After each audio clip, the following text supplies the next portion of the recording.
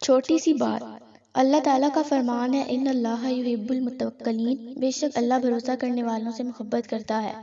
ابتدا اللہ پاک کے بابرکت نام سے جو اپنے بندوں کی شہ سے بھی زیادہ قریب ہے اور جس کی مرضی کے بغیر ایک پتا بھی حرکت سے قاصر ہے۔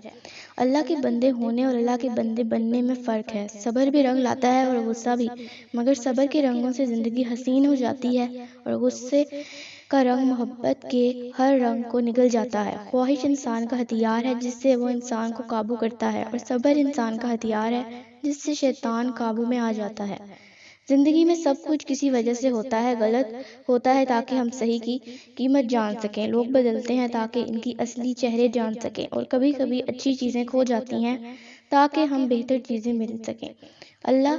اللہ پر یقین رکھیں اور اس کے شکر گزار بندے بنے رہیں۔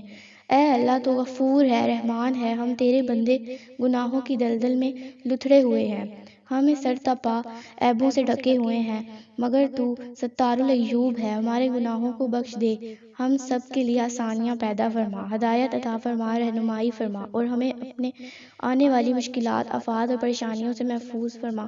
آمین ثم آمین یا رب العالمین۔